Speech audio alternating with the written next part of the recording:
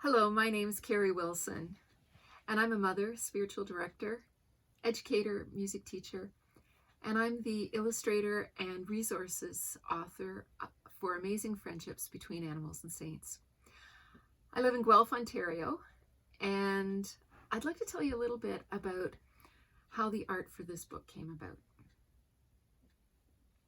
When I was a child, there were certain picture books that my sister and I absolutely loved, and we would read them over and over again, marveling at their beautiful, beautiful drawings.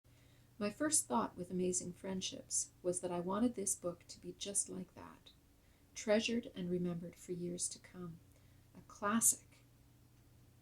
But how to achieve that? As a parent and teacher who has spent hundreds of hours reading with kids, I knew that this book would have to be engaging on many levels. It's hard for younger kids to stay tuned in when there are very few pictures to look at.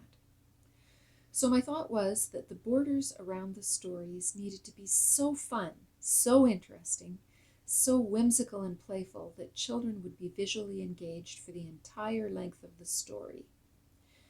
The art would need to be so captivating that they would love it so much that they would want to read the book again and again. That was my aim. But why not make it a game, too? Everyone loves hide and seek and solving puzzles. So I hid a magpie in every border. Magpies are common to all the different ecosystems I drew, so the first game is Find the Magpie. As the drawings evolved, more creatures began to populate the drawings, many that I had never encountered before. I was so entertained as I learned about these creatures that I thought, wouldn't it be fun if everyone could enjoy this adventure? An even bigger game of hide and seek. So, at the back of the book, I've provided an alphabetical list of creatures for each saint. Try to find them in each story border. According to folklore, magpies steal things and take them back to their nests. The magpie's nest at the back of Amazing Friendships has one item from each saint in it. Can you figure out which item goes with which saint? Another puzzle to solve. But how do you know if you got it right?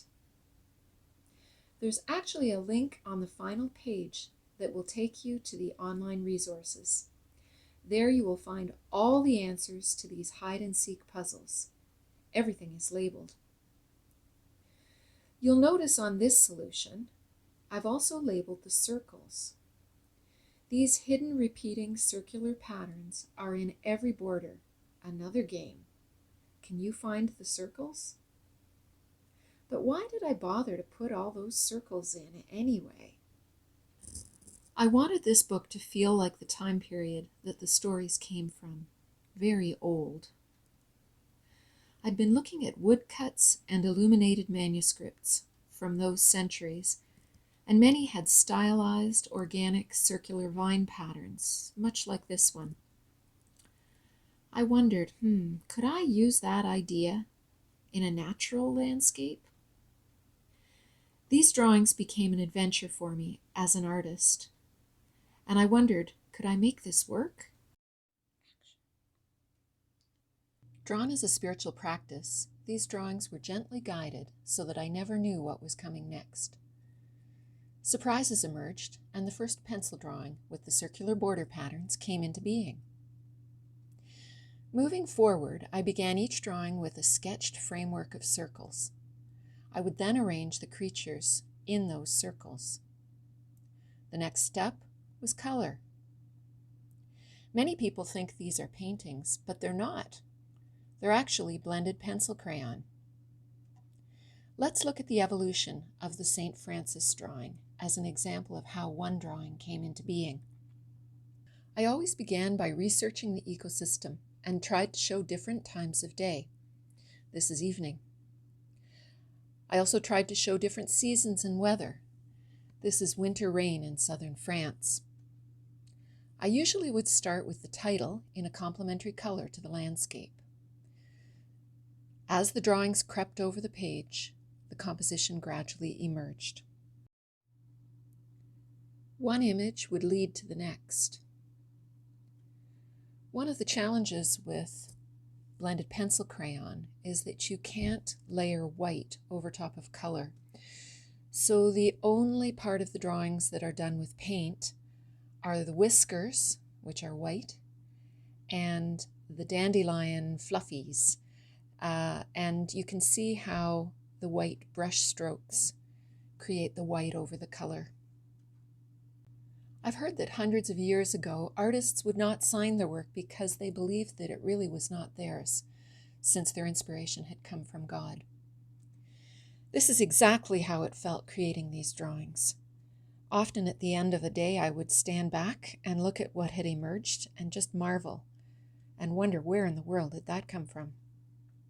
So what is the process of drawing with blended pencil crayons? After sketching in the pose, I would layer up the color by choosing a range of pencils, just like this.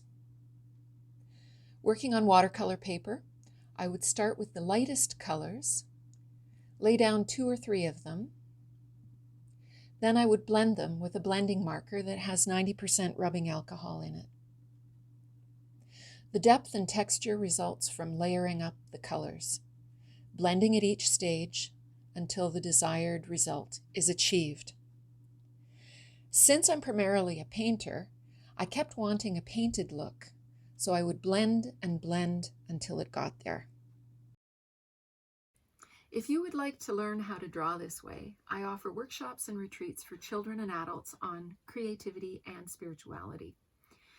You can visit my website, kerryartist.com, to learn more about this, or follow me on Instagram at kerryartist to get the latest announcements. My real hope for you is that this book will be treasured for years to come, and that the artwork in it will help you and your children develop an even closer relationship with nature and with God.